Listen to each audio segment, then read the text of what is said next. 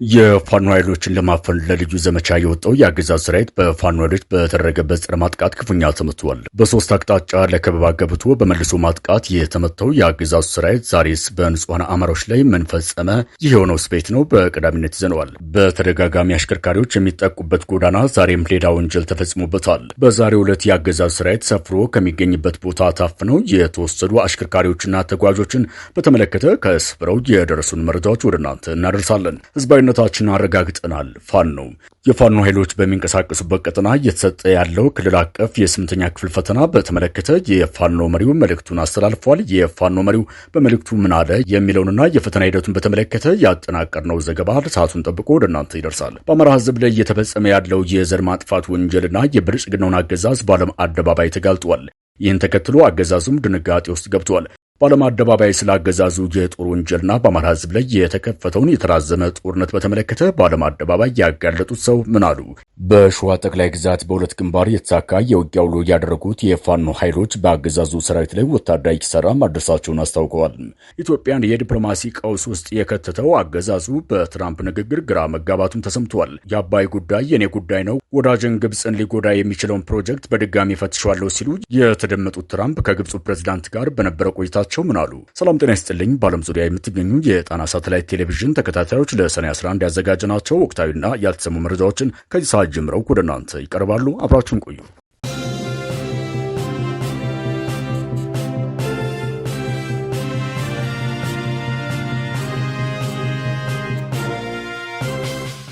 በሌሊት ልዩ ዘመቻ የከፈተው የአገዛዙ ጥምር ጦር በፋኖ ኃይሎች በተፈጸመበት የደፈጣ ጥቃት ሙትና ቁስለኛ መሆኑ ተገለጸ።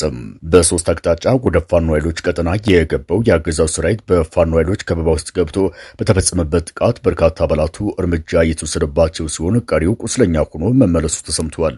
በጎንደር እስቴ ወረዳ ግራራሜና ደቁሳ በተባሉ ግንባሮች በተደረገው ውጊያ የፋኖ ኃይሎች ከፍተኛ የሆነ ድል ሲቀዳጁ፣ የአገዛዙ ጥምር ጦር በበኩሉ ሰዋዊና ቁሳዊ ኪሳራ አስተናግዶ መመለሱን የአፋብን ጎንደር ጠቅላይ ግዛት በላይዝ የሜጀር ጀነራል ባንታባታ አንደኛ ኮር ጉና ክፍለ ጦር ቃል አቀባይ ክፍል ገልጿል። የአገዛዙ ሰራዊት ከመሸገበት ከተማ ተነስቶ ወደ ፋኖ ቀጠና በመግባት የስቴዴንሳ ብሪጌድ አህዶችን ለማፈን ሙከራ ማድረጉን የገለጸው የቃል አቀባይ ክፍሉ በፋኖ በደረሰበት የጸረ ማጥቃት እርምጃ ሙትና ቁስለኛ ሆኖ ወደ መጣበት አፈግፍጓል ብሏል። እንደ ቃል አቀባዩ ገለጻ ስቴዴንሳ ብሪጌድን ለማፈን በሌሊት 6 ሰዓት በጽሮዬ በአጎናና በሾለከት አቅጣጫዎች የገባው የአገዛዙ ሰራዊት ዘብዬ ደቁሳ በሚባል ስፍራ የሚገኙ አህዶችን ከበባ ውስጥ ያስገባ ቢሆንም የፋኖ ኃይሎች ከበባውን በመስበር መልሶ በማጥቃት አካላዊ ቁሳዊና ስነልቦናዊ ኪሳራ በማድረስ ወደ መጣበት እንዲመለስ አድርገውታል ተብሏል። ለ6 ሰዓታት የዘለቀ የግንባር አውደ ውጊያ መደረጉን የገለጹት የመረጃ ምንጮቻችን የአገዛዙ ኃይል በሞርተር ቅንቡላና በዲሽቃ የታገዘ ከፍተኛ ውጊያ ሲያደርግ ውሎ በመጨረሻም የፋኖ ኃይሎች ባደረጉት የማጥቃት እርምጃ ወደ መጣበት አቅጣጫ ተመልሶ መግባቱ ተገልጿል። በዚሁ ቀጠና በሌላ አቅጣጫ የገባው የአገዛዝ ሰራዊት ከመካነ ኢየሱስ በደንጎለት ወደ ገና መምቻ ዘልቆ የገባ ሲሆን በስፍራው የሚገኙ የፋኖ ኃይሎች ገዥ ወታደራዊ ቦታዎችን በመያዝ እንቅስቃሴውን ለመግታት ወታደራዊ እርምጃ መውሰዳቸው ተሰምቷል። ከመካነ ኢየሱስ ከተማ ባጋት ጽዮን ወደ ገና መምቻ የገባው የአገዛዝ ሰራዊት በአርሶ አደሮች ቤት በመግባት የተጠናከረ ፍተሻ እያደረገ መሆኑን የገለጹት ምንጮቻችን ወጣቶችን የፋኖ ኃይሎች ተባባሪ ናችሁ በማለት እያፈሰ መሆኑም ተሰምቷል። በትናንትናው ዕለት በፈተና ላይ የነበሩ ተማሪዎች ላይ የድሮን ጥቃት የፈጸመው አገዛዙ ዛሬም የአርሶ አደር መኖሪያ ስፍራ ድረስ በሜካናይዝድ ጦሩን አስገብቶ ነዋሪዎች ላይ ግፍ እንግልት እየፈጸመ ነው ተብሏል። በአካባቢው ከፍተኛ ቁጥር ያለው የሰራዊት እንቅስቃሴ ቢኖርም እስካሁን ድረስ የተኩስ ልውውጦች የሉም ያሉት የጣና ሳተላይት ቴሌቪዥን ምንጮች የፋኖ ኃይሎች ገዥ ቦታዎችን ለመያዝ መውጣታቸውን ተከትሎ የብልጽግናው ሰራዊት በርካታ የአካባቢውን ንጹሃኖች ላይ የሰብአዊ መብት ጥሰት እየፈጸመ ነው ተብሏል።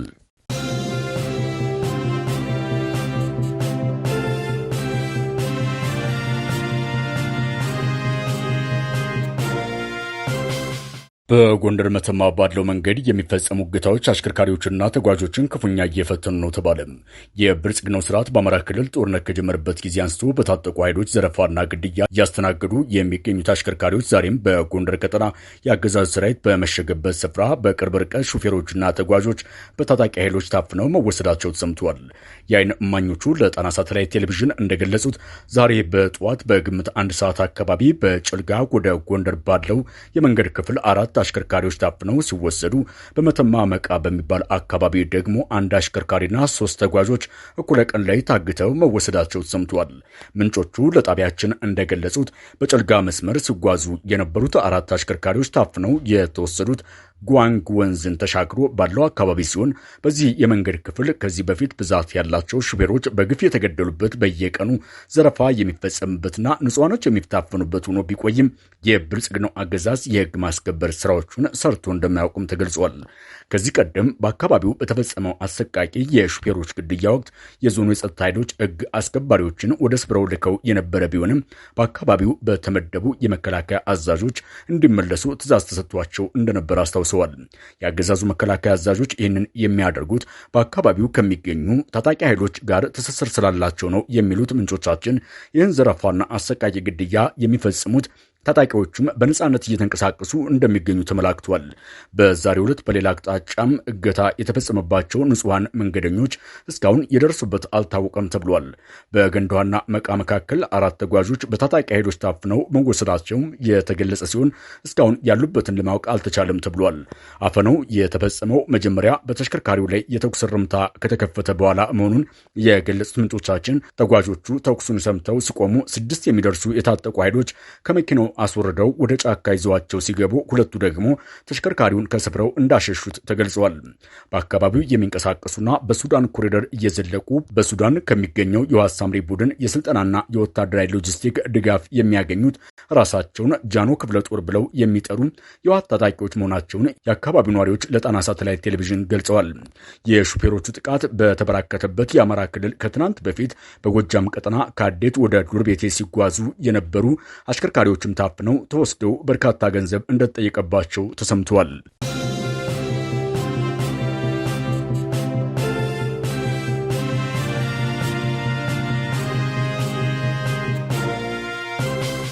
የአማራ ፋኖ ሸዋ ጠቅላይ ግዛት አሳምነው ዕዝ በተጉለትና ቡልጋ አውራጃ ባደረገው ተጋድሎ ድል መቀዳጀቱን አስታውቋል። በዙ የነጎድጓድ ክፍለ ጦር በባሶና ወረዳ ባደረገው ልዩ ተጋድሎ በአገዛዙ ሰራዊት ላይ ሰዋዊና ቁሳዊ ኪሳራ ማድረሱን አስታውቋል። በሸዋ ጠቅላይ ግዛት አሳምነው ዕዝ አጼ ዘርዓ ያዕቆብ ኮር ስር የሚገኘው የነጎድጓድ ክፍለ ጦር የተውጣጡ አሃዶች ከአገዛዙ ሰራዊት ጋር ባደረጉት የግንባር አውደ ውጊያ በርካታ የስርዓቱ ወታደሮችን ሙትና ቁስለኛ ማድረጋቸው ተሰምቷል። ከመዲዳ ከተማ ተነስቶ በብዙ አቅጣጫ ሲንቀሳቀስ የነበረውን የአገዛዙ ኃይል ነጎድጓድ ክፍለ ጦር ከጀግኖቹ የተጉለት አባት አርበኞችና ሌሎች የፋኖ ሰራዊት ጋር በመቀናጀት በፈጸመው የደፈጣ ጥቃት ከፍተኛ ኪሳራ ማድረስ መቻሉን የዙ ህዝብ ግንኙነት ክፍል አስታውቋል። በዚህ ድንገተኛ ጥቃት ክፉኛ የተመታው የአገዛዙ ኃይል ሙትና ቁስለኛውን ይዞ ወደ መጣበት መመለሱ ተሰምቷል። የፋኖ ኃይሎችን የደፈጣ ጥቃት ተከትሎ ለ3 ሰዓታት ያክል የመከላከያ ውጊያ ሲያደርግ የቆየው የአገዛዙ ሰራዊት በመጨረሻም ውጊያው ከአቅሙ በላይ ሆኖበት ወደ መጣበት እንዲያፈገፍግ መገደዱን የጣና ሳተላይት ቴሌቪዥን የግንባር መረጃዎች ገልጸዋል። የአገዛዙ ሰራዊት በፋኖ ኃይሎች ክፉኛ ተመቶ ወደኋላ በሚያፈገፍግበት ወቅት የሙጢ ጨርቆስ ትምህርት ቤትን ንብረት በመዝረፍ የ6ኛ ክፍል ተፈታኝ ተማሪዎችን የፈተና ወረቀት በመቅደድና ተማሪዎችን በማሸማቀቅ የሰብአዊ መብት ጥሰት መፈጸሙን ምንጮቻችን ገልጸዋል። በዚሁ በሸዋ ቀጠና ሞዬ አማንጉለት ቀበሌን ለመቆጣጠር በሌላ አቅጣጫም የተንቀሳቀሰው የአገዛዙ ኃይል የፋኖ ኃይሎች ጥቃት መክፈታቸውን ተከትሎ ረጅም ሰዓት የፈጀ ውጊያ መደረጉ ተገልጿል። በውጊያው ቁጥራቸው በውል ያልታወቁ የአገዛዙ ወታደሮች እርምጃ እንደተወሰደባቸው ሲገለጽ፣ ቀሪው የሰራዊት አባል ቁጥራቸው ያልታወቁ ከባድ ቁስለኞችን በመያዝ ወደ መነሻው መዲድ ከተማ ለመመለስ ተገዷል ተብሏል።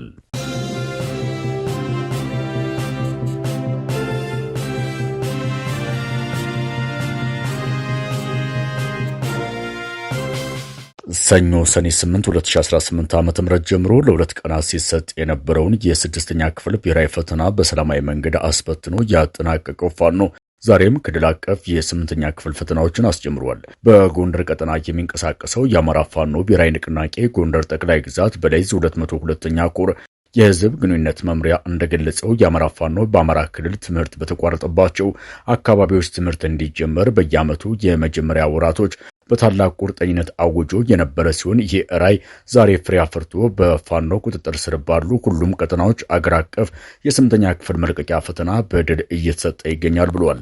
የአገዛዙ ካድሬዎች ትናንት ትምህርት ተስተጓጎለ ብለው ፋኖን ከህዝብ ለመነጠል ሲሰሩት የነበረውን ፕሮፓጋንዳ ዛሬ የአማራ ፋኖ የውሃ ሽታ አድርጎታል ያለው የህዝብ ግንኙነት መምሪያው ፋኖ የፈጠረው የትምህርት ምህዳር ህዝብንና እኛን በእጅጉ ያስተሳሰረ ነው ብሏል። ትምህርት ለማስጀመር በምንሰራበት ወቅት በርካታ ተግዳሮቶች ነበሩ ሲል የገለጸው የህዝብ ግንኙነቱ መምሪያው የአገዛዙ ባለስልጣናት ከፕሮፓጋንዳ ባሻገር በጠመንጃ አስገድደው ሊያቆሙት ያልቻሉት ይህ ታላቅ የትምህርት እንቅስቃሴ የአገዛዙን የውድቀት ጊዜ በእጅጉ የሚያሳጥር ነው ብለዋል። በማዕከላዊ ጎንደር ቀጠና የ202ኛ ኮር በጌምድር ክፍለ ጦር በሚያስተዳድራቸው ቀጠናዎች በአሁኑ ወቅት ሳንኪሳ፣ ፈንታይ፣ ናርቻቻ፣ ጨውድባ፣ ሰምራ ሮቢት፣ ገንበልዋ፣ ሰራቆ፣ ጎራምባ፣ ደንቢያ ሮቢት፣ ሰራባ፣ ዳብሎ ሚካኤል እና አችራን ጨምሮ በበርካታ ቀጠናዎች የትምህርት ሂደቱን በተሳካ ሁኔታ እያካሄደ ይገኛል ሲል የኮሩ ህዝብ ግንኙነት ለጣና ሳተላይት ቴሌቪዥን ገልጿል።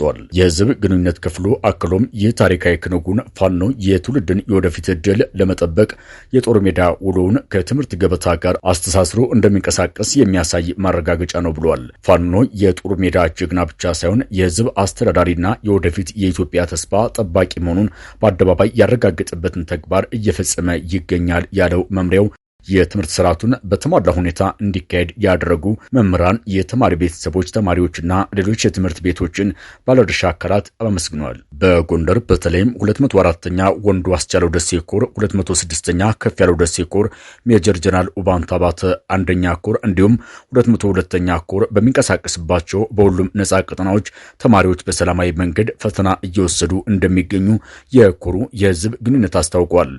በተያያዘ ዜና ተማሪዎች ክልላዊ ፈተናዎችን በሸዋ ቀጠናም በሰላማዊ መንገድ እየፈተኑ መሆናቸው ተገልጿል። ትግሉ ዘርፈ ብዙ ስለሆነ በትምህርት መሸነፍ የነገን ትውልድ አሳልፈው ለመስጠት መጋበዝ ነው ያለው የአፋብን ሸዋ ጠቅላይ ግዛት አሳምነው ህዝብ በትግሉ መስመር ውስጥ ሆኖም በአመቱ መጀመሪያ ሰላማዊ የሆነ መማርና ማስተማርን ጀምሮ በጥብቅ ክትትል ማስቀጠል መቻሉን አስታውቋል። የአማራ ህዝብ በአሁኑ ወቅት ሁለንተናዊ በሆነ የህልውና ጦርነት ውስጥ እንደሚገኝ ይታወቃል ያለው እዙ አገዛዙ የአማራን ህዝብ በህይወት፣ በስነ ልቦና፣ በኢኮኖሚ፣ በማህበራዊ ጉዳይ ለማዳከም ሌትና ቀን እየሰራ ባለበት በዚህ ፈታኝ ወቅት የህዝብ ልጅ የሆነው የፋኖ ኃይል ግን በአንድ እጁ ጥላትን እየመከተ በሌላ እጁ ደግሞ የነገዋን አማራ የሚረከበውን ትውልድ በእውቀት እንዲታነጽ የጀርባ አጥንት ሆኖ እየሰራ ይገኛል ብሏል። የሸዋ ጠቅላይ ግዛት አሳምነው ህዝብ በተቆጣጠራቸው በሁሉም አካባቢዎች የ6ኛ ክፍል ክልል አቀፍ ፈተና ሙሉ በሙሉ በሰላም እንዲጠናቀቅ ማድረጉን የገለጸው እዙ ዛሬም የተጀመረው የ8ኛ ክፍል ክልል አቀፍ ፈተና የመምህራንና ተማሪዎችን ሙሉ የደህንነት ዋስትና በማረጋገጥ በሰላማዊ ሁኔታ እያስፈተነ መሆኑን ለመገናኛ ብዙሃን በላከው መረጃ አስታውቋል።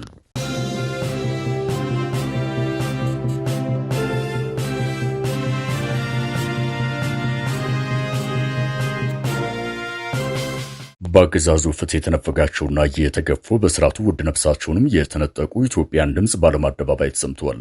በአማራ ህዝብ ላይ እየተፈጸመ ያለው ግፍም ለዓለም ህዝብ ተነግሯል። የአውሮፓ የህግና የፍትህ ማዕከል ኢሮፒያን ሴንተር ፎር ላው ኤንድ ጀስቲስ ባለስልጣናት በተገኙበት ኢትዮጵያ ውስጥ እየተፈጸሙ ያሉ ጥቃቶችን ዓለም እንዲገነዘበው ተደርጓል። በፈረንሳይ ስትራስቡርግ በተካሄደው የአውሮፓ የህግና የፍትህ ማዕከል መድረክ በኢትዮጵያ በአገዛዙ የተፈጸመው ግፍ እየሆነ ያለውና ቀጣይ የተያዘው የጥፋት እቅድ ለዓለም ህዝብና መሪዎች ተነግሯል። በመድረኩ ንግግር ያደረጉት ሉል ዶክተር አስፋወሰን አስራት ካሳ በዝምታ የሚፈጸመው የአማራ ስቃይ እንዲቆም ጠይቀዋል። ኢትዮጵያ ውስጥ እየተፈጸሙ ያሉ ጥሰቶችን በተመለከተ ገለጻ ያደረጉት ዶክተር አስፋወሰን አስራት ካሳ በዝምታ የሚፈጸመው የአማራ ስቃይ ይቁም በሚል ርዕስ ሰፊ ንግግር አድርገዋል። ዶክተር ሉል አስፋወሰን ኢትዮጵያ ውስጥ በሲቪሎች ላይ እየተፈጸመ ያለውን ጥቃት መንግስት ማስቆም እንዳልቻለ በአውሮፓ የህግና የፍትህ ማዕከል ፊት ቁመው ተናግረዋል። ብዙ ጊዜ የመንግስት ሚና ምንድነው ያልኩ እጠይቃለሁ ያሉት ሉል ዶክተር አስፋወሰን አስራት ካሳ ቅድሚያ የህዝብን ደህንነት ማስከበር የመንግስት ኃላፊነት እንደሆነ አጽንኦት ሰጥተዋል። በአፍሪካ ህብረትን ጨምሮ በርካታ ዓለም አቀፍ ተቋማት በሚገኙባት ታሪካዊቱ አገር ኢትዮጵያ የህዝብ ደህንነት አደጋ ላይ መውደቁን ገልጸዋል።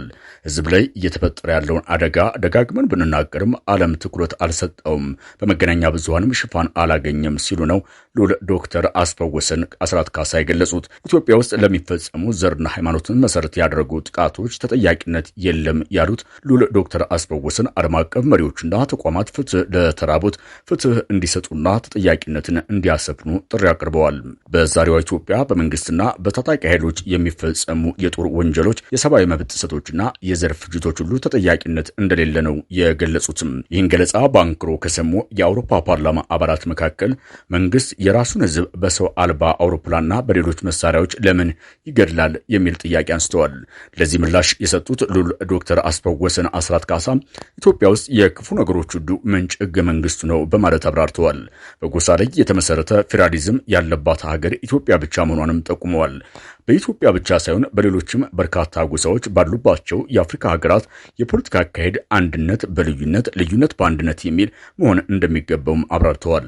ሉል ዶክተር አስፋወሰን አስራት ካሳን በማስተዋወቅ በመክፈቻ ንግግር መድረኩን የከፈቱት የአውሮፓ ምክር ቤት አባል ግለሰብ ኢትዮጵያ ውስጥ ያለው ጦርነት በአንድ አቅጣጫ ይመስለኝ ነበር፣ ግን ይህ የተሳሳተ ግንዛቤ መሆኑን ተረድቻለሁ ብለዋል። ግጭቱ በየቦታው መሰራጨቱን ተረድቻለሁ በማለትም መድረኩን በንግግር የከፈቱት የአውሮፓ አባሉ ግለሰብ ተናግረዋል። በአውሮፓ የህግና የፍትህ ማዕከል የቀረበውና የአገዛዙን ግፍ ለዓለም ያጋለጠው መድረክ ውጤታማ እንደነበርም ተገልጿል። በተለይ ደካማውን ግን ደግሞ ጨካኙን የብልጽግናን ስርዓት የሚፈትንና ዲፕሎማሲውን ቅርቃር ውስጥ የሚከት መሆኑም ተመላክቷል።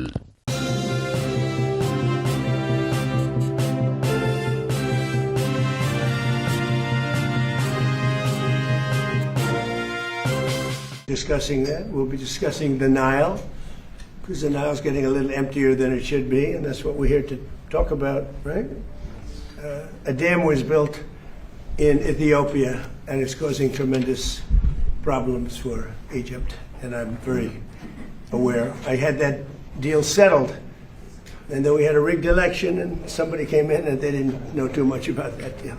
ዶናልድ ትራምፕ በኢትዮጵያ ላይ ዛቱ። በኢትዮጵያ የተገነባው ግድብ በግብጽ ላይ ከፍተኛ ችግር እያስከተለ ነው ያሉት ትራምፕ አሜሪካ በህዳሴ ግድብ ጉዳይ ላይ ዳግም ጣልቃ ልትገባ እንደምትችልም ገልጸዋል። የአሜሪካው ፕሬዝዳንት ዶናልድ ትራምፕ በታላቁ የኢትዮጵያ ህዳሴ ግድብ ፕሮጀክት በግብጽ ላይ ከፍተኛ ችግር እያስከተለ መሆኑን በመጥቀስ ዋሽንግተን ለግብጽ ምላሽ ለመስጠት በሚደረጉ ጥረቶች ውስጥ ዳግም ልትሳተፍ እንደምትችልም አመላክተዋል። የአሜሪካው ፕሬዝዳንት ዶናልድ ትራምፕ ይህንን ያሉት በእርግጥም አባይ የአሜሪካ ቀዳሚ ፍላጎት ሆኖ ሳይሆን አብዱልፈታህ አልሲሲና ግብጽ እየፈጠሩት ያለውን ዲፕሎማሲያዊ ተጽዕኖም ተከትሎ የመጣ ነው ተብሏል። በፈረንሳይ አስተናጋጅነት በተካሄደው የቡድን 7 አባል አገራት ስብሰባ ላይ ተጋብዘው የተገኙት የግብፁ ፕሬዝዳንት አብዱልፈታህ አልሲሲም ህዳሴ ግድቡን በተመለከተ ከዶናልድ ትራምፕ ጋር ለሰዓታት ወስደው ተወያይተዋል። ለግብፅና ለአልሲሲ ስስ ልብ ያላቸው ዶናልድ ትራምፕም የግድቡን ጉዳይ ድጋሚ እናየዋለን ሲሉ ቃል ገብተውላቸዋል። በፈረንሳይ የቡድን 7 ጉባኤ ላይ ከግብፁ ፕሬዝዳንት አብዱልፈታህ አልሲሲ ጋር የተገናኙት ትራምፕ የአባይ ግድብን ውዝግብ በዚህ መልኩ በአዲስ ቀስቅሰውታል። ከግብፁ ፕሬዝዳንትና ከጓደኛዬ ጋር በመሆኔ ታላቅ ደስታ ይሰማኛል ያሉት ትራምፕ አልሲሲን በመላው ዓለም የተከበሩ ሲሉ አሞካሽተዋቸዋል። ይህ የዶናልድ ትራምፕ ንግግር ለአልሲሲ የተሰጠ አድናቆት ብቻ ሳይሆን ለአብይ አህመድ ያላቸውን ንቀት ጭምር የገለጹበት እንደሆነ ተንታኞቹም ለጣና ሳተላይት ቴሌቪዥን ገልጸዋል።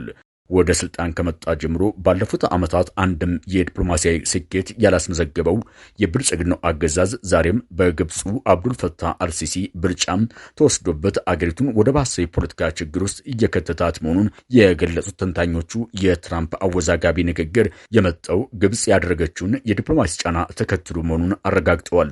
አልጀዚራ እንደዘገበው ትራምፕ በንግግራቸው ለግብፅ አስቸጋሪ ነው፣ ኢትዮጵያም በእናንተ ላይ የፍትሐዊ ነገር ፈጽማለች በማለትም ለአልሲሲ ነግረዋቸዋል።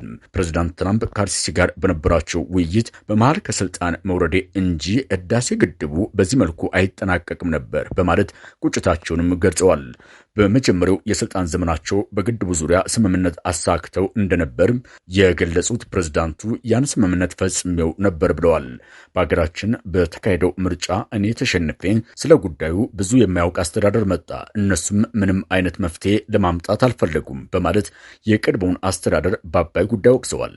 የብልጽግናው መንግስት አባይ ግድብ በኢትዮጵያን የጋራ ርብርብና እናቶች መቀነታቸውን ፈተው የገነቡት የኢትዮጵያ መኩሪያ መሆኑን ለቀባሪ ከማርዳት በዘለለ ጠንከር ያለ አቋም መያዝና ዲፕሎማሲያዊ ተጽዕኖ መፍጠር እንደሚገባው ይታመናል። ግብጽ አሜሪካን ጨምሮ በዓለም ዲፕሎማሲ ተጽዕኖ ከመፍጠር ባለፈም በቀጠናው እያደረገች ያለችው ወታደራዊ ትብብር ለኢትዮጵያና ህዳሴ ግድቡ ከፍተኛ ስጋት የሚፈጥር ነው።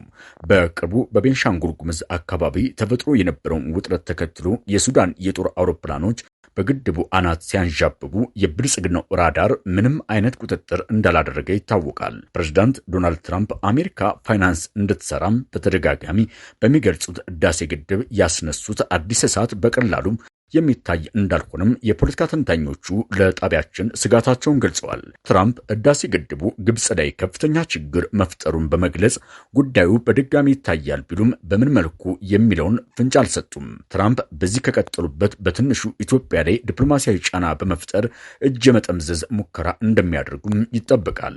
በዲፕሎማሲያዊ ከአውሮፓም ሆነ ከአሜሪካ ጋር የተራራቀው የአብይ አህመድ አስተዳደር መሰል ፈተናዎችን መሸከም የሚችልበት ትከሻና አቅም እንደሌለውም የሚታወቅ ነው። የህዳሴ ግድብ ተመረቀ ከተባለ 1 ዓመት ሊደፍን ጥቂት ቀናቶች ብቻ ቢቀሩትም እንጨት ለቅመውና ሽጠው ላስገነቡት ለአገሪቱ ዜጎች እስካሁን ምንም አይነት አገልግሎት አልሰጠም።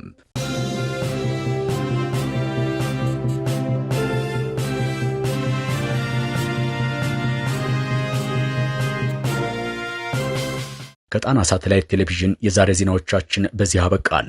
ሰብስክራይብ፣ ላይክ፣ ሼር በማድረግ የቻናላችን ቤተሰብ ይሁኑ። አብራችሁን ስለነበራችሁ እናመሰግናለን። ጤና ይስጥልን።